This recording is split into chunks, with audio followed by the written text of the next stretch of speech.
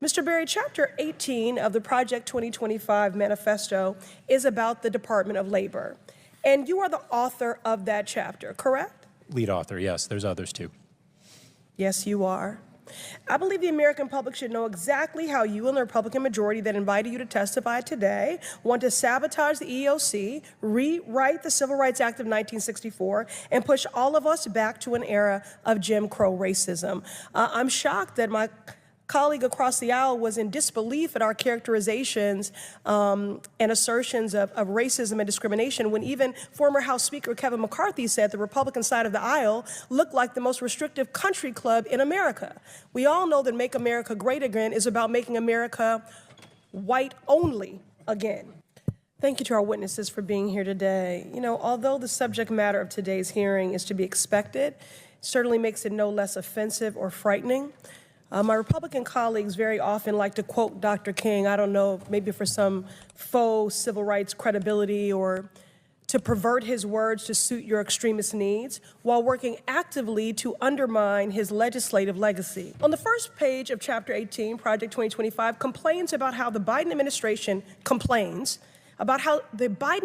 has been fighting for racial equity. On the next page, it calls for eliminating data collection on race and ethnicity in employment.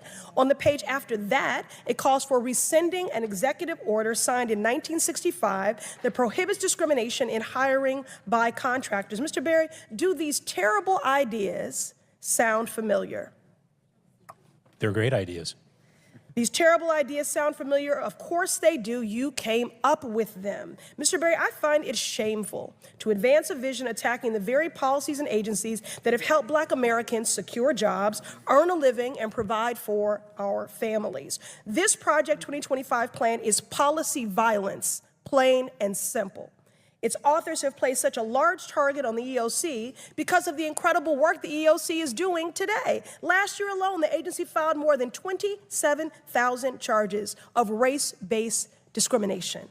These workers and their families have a pathway to justice, accountability, and healing because of the policies and regulations that Project 2025 is trying to get rid of. Ms. Wiley, how would workers be harmed by Project 2025's commitment to undermining crucial protections that are enforced by EEOC and other federal agencies?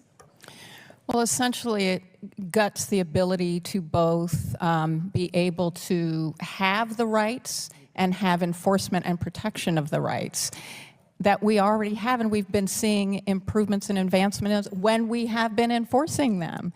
And I'm also deeply concerned with any suggestion that we should not be collecting data or that labor rights, the rights to organize, which has been so important for workers across race, including white men, to ensure that they're getting fair wages and safe working conditions.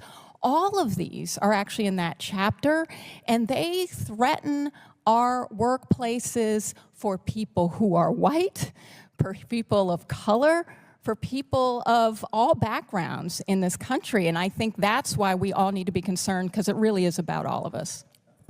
That's right. They threaten our workplaces for every person who calls this country home.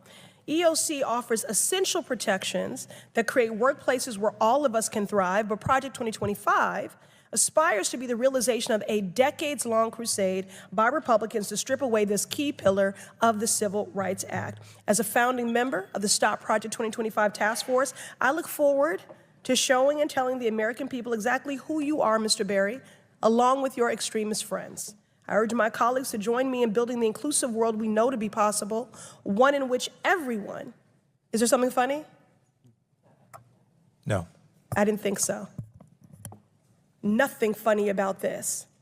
And in honor of my departed mother and for my 15-year-old daughter, I will do everything possible to stop you from building the world that you were hell-bent on doing. I urge my colleagues to join me in building the inclusive world we know to be possible, one in which everyone can show up to work free from discrimination. Thank you. I yield back.